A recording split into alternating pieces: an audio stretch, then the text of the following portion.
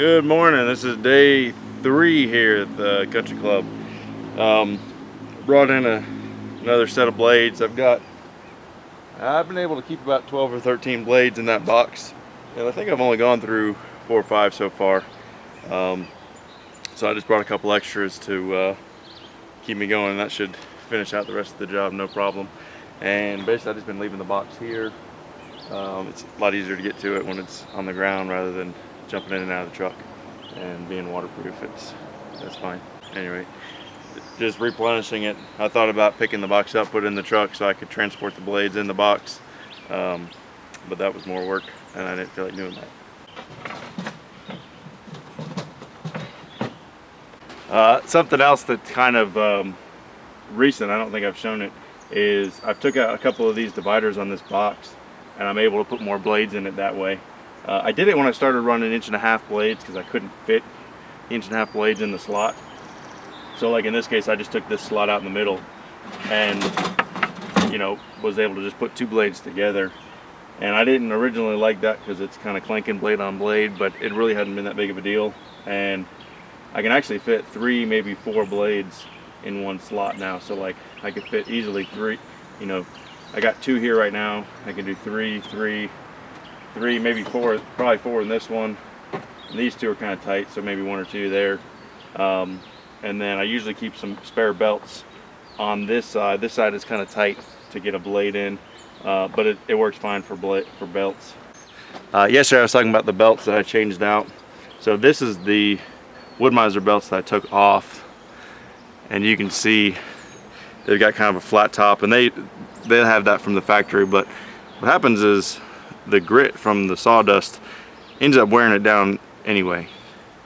So I got these belts. These were like $4 or $5 a piece, and they've got a little crown to it, and they seem to be a little taller, and that might be the issue that I was having yesterday with the wheel not having enough play on it. But I'm still kind of figuring that out. And you know, I'm not expecting the same kind of life or performance out of these, but again, you know, $4 versus 14. That's what we're trying to do, and you know, it's worth a shot, and I'll let you know what I come up with that. I mean, the general consensus is a lot of people say any of the belts, you know, will work in a pinch. They do work. It's just may not last as long or whatever. Doesn't hurt to try.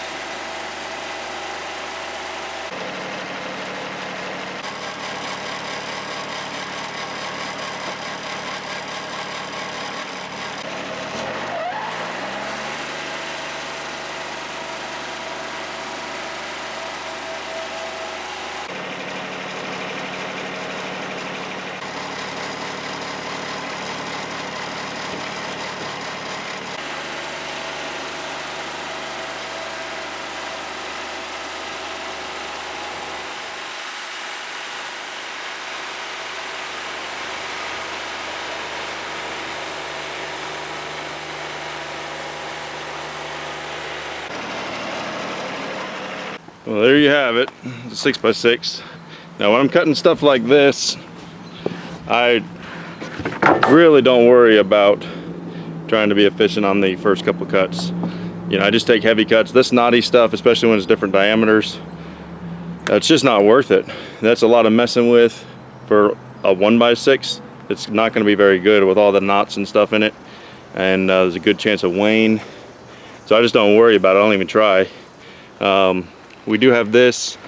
This board is kind of maybe worth something. I mean, this is the only kind of okay board. This one still needs to be edged, so there's just not really much worth messing with it. And you got a 6x6 post out of it.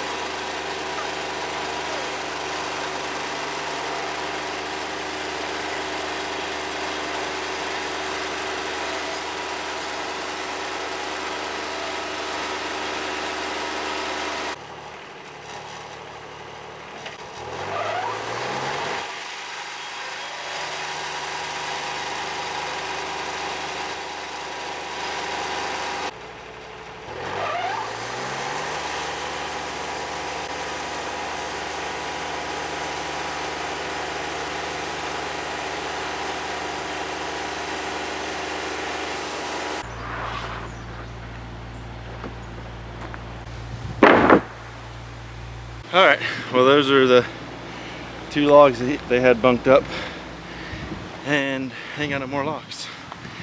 So sometimes I gotta pace myself, try not to work so hard. I don't know, it just feels weird not doing nothing. But yeah, so that first log, it was quite knotty. Second log had a bit of knots to it, but it was at least bigger. Anytime I get knotty, especially knotty pine, but knotty anything, I don't really worry about waste. Usually the first cut, so you try to find the, I guess the flattest side. Well, hopefully there's 2 flat sides, and that can be on the bunk and on the side supports. And then if the top is knotty and the outside is knotty, that's kind of fine.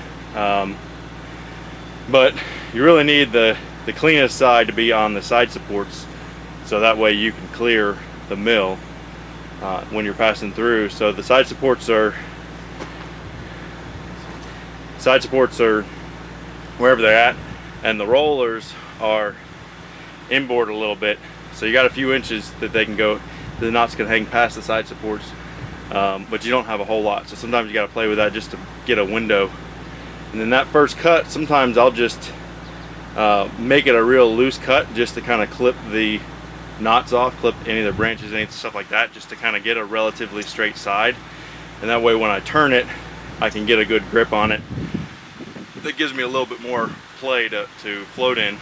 So the first cut will just be like a skim cut to take the branches off. And the second cut, after I rotate it, that I'll go ahead and take heavy and just get the knots out of there. And then the third and the fourth cut, again, will be heavy. And then I'll rotate it around again to that first, where that was the first cut.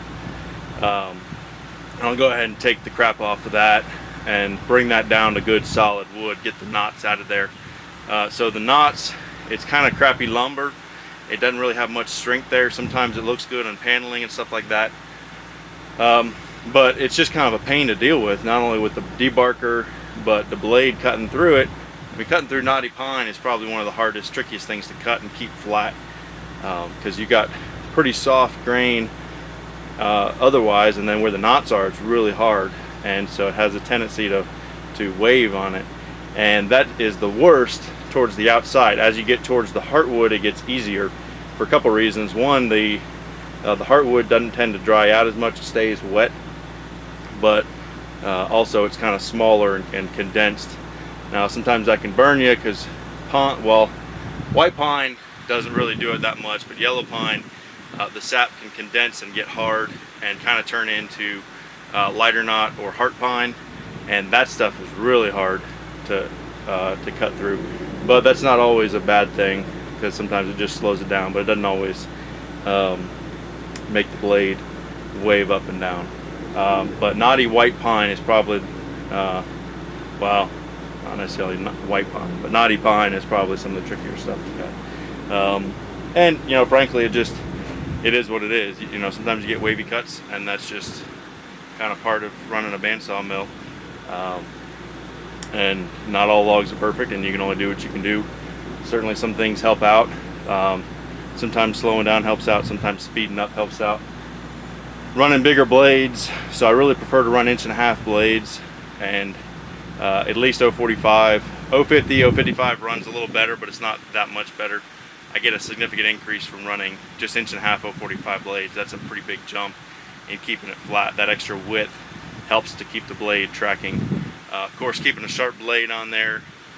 You know, I try not to run my blades too much more than like an hour, maybe 300, 400 board feet or so, something like that.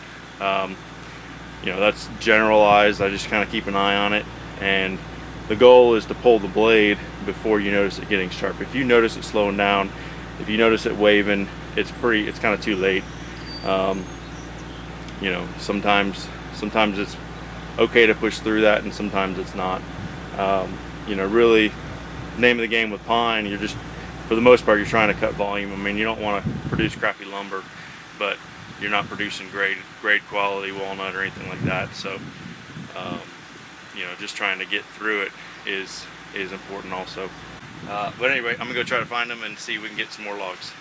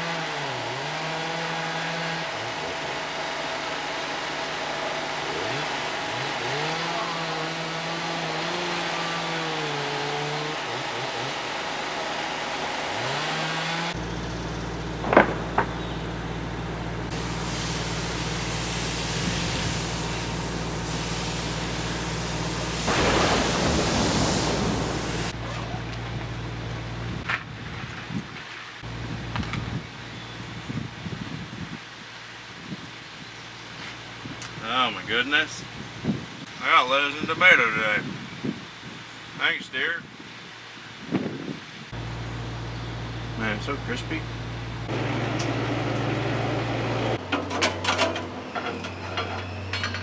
Alright, I'm gonna try one more thing. So I noticed there was 1 or 2 times when it stopped again also. So I'm gonna try to swap the roller this side and that side. I know the rollers are getting a little worn out, but we're just going to see if that makes any difference, and we'll take a better look at the rollers once I get them off.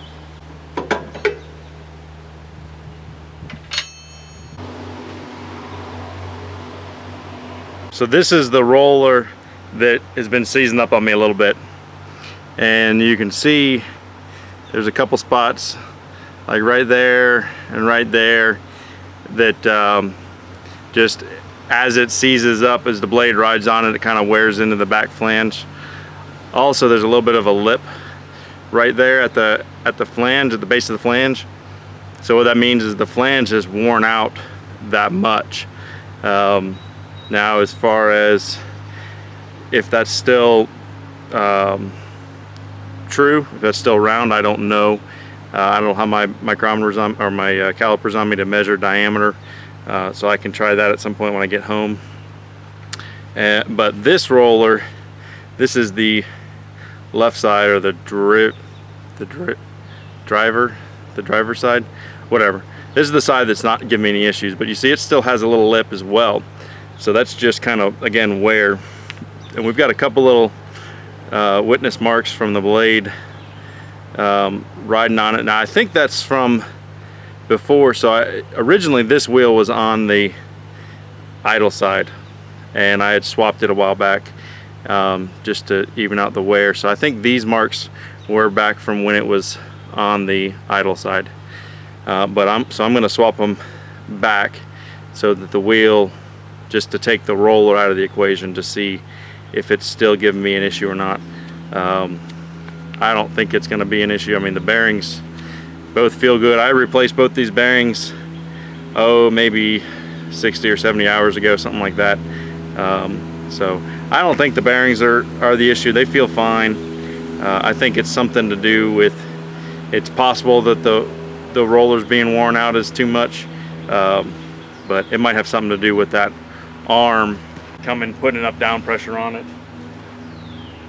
I've never really been happy with that arm being as solid as I feel like it should be, but it's always been a little loose.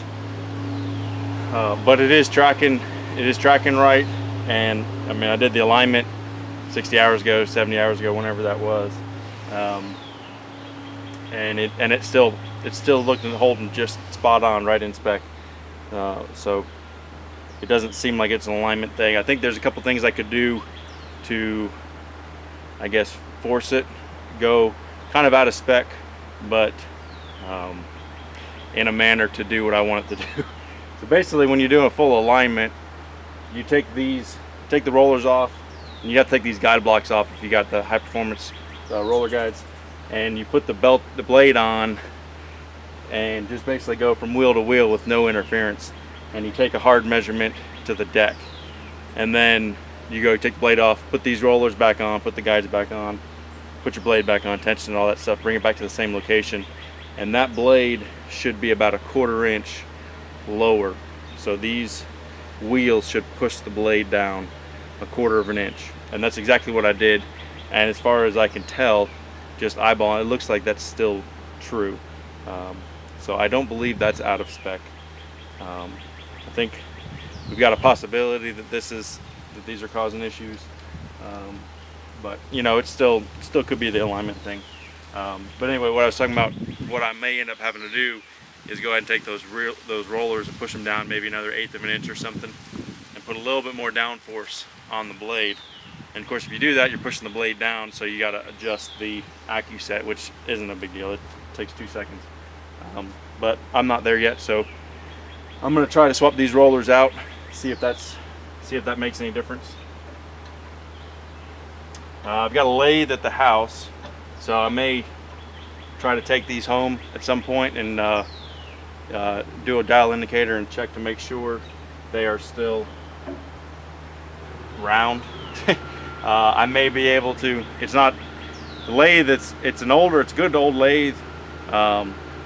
But this is hardened steel, and this is not really that easy to cut, so I'm not sure if I'd be able to actually make any cuts and bring it back into true. I would imagine these would have to be ground, which it's not a bench grinder thing. That's a fancy lathe grinder thing that I don't have. But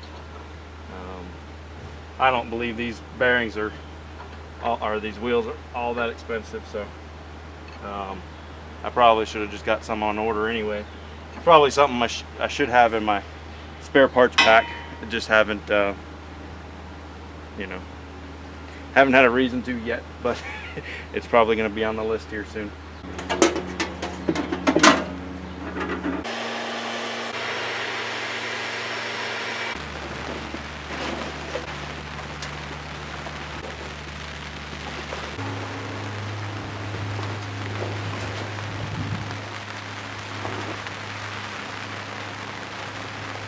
Right when I thought we were gonna get started again, it started raining. I don't know how other people are, but I really don't like running in the rain. The main reason is the electronics on the mill. I don't really mind getting wet, you know, whatever.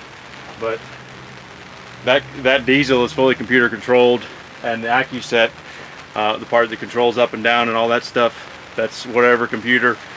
I'm pretty confident it's all sealed up from the factory.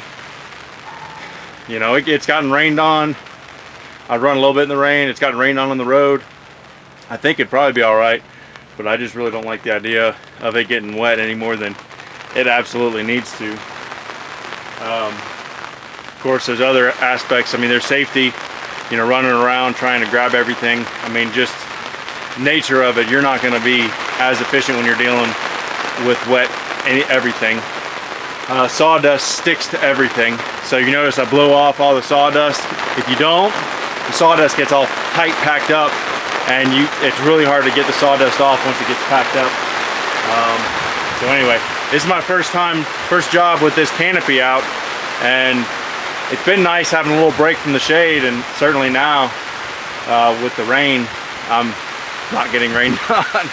So that's really nice. I'm gonna probably sit tight for a few minutes, maybe see if I can go check the radar or something, and talk to the client, see what they want to do. We may just get packed up for the day, so stand by.